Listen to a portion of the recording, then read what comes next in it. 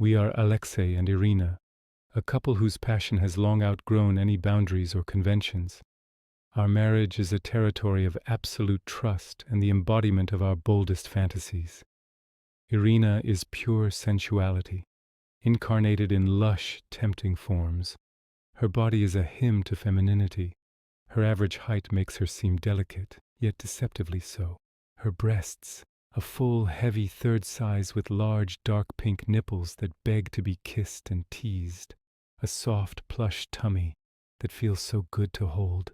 Strong, generous hips leading to her greatest treasure. A big, round, juicy, perfect one that sways so seductively when she walks that it makes hearts stop. But her true beauty lies within, in her awakened, insatiable desire. Irina loves being wanted, not by just one man, but by many. She is aroused by the very idea of being the center of male attention, being a tempting prize in rough, unfamiliar hands, hearing crude compliments, and feeling like a bad girl. For her, it is the highest form of freedom and pleasure. And I, Alexei, her husband and most devoted admirer, I am a cuckold. My greatest pleasure is watching her give herself to others, watching her body become a source of pleasure for a crowd. I am the director and the spectator of her triumph. Our marriage is an endless celebration of flesh, where she is the queen and I am the happy servant of her delight. That evening began like an ordinary weekday. I returned home tired after work, expecting nothing more than silence and dinner.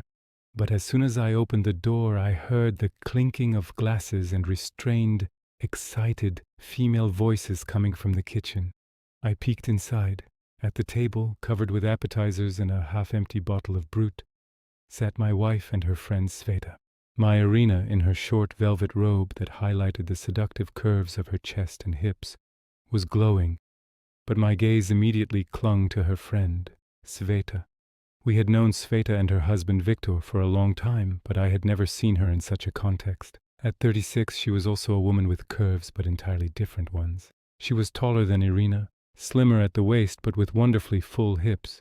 Her breasts, a modest but confident second size, fit perfectly into a tight top.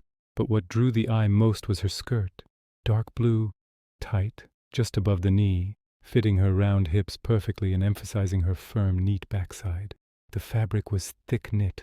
When she moved, it traced every line of her body, hinting at hidden charms. Sveta had always been considered a proper married woman, loyal to her Viktor and a mother to her son. But now,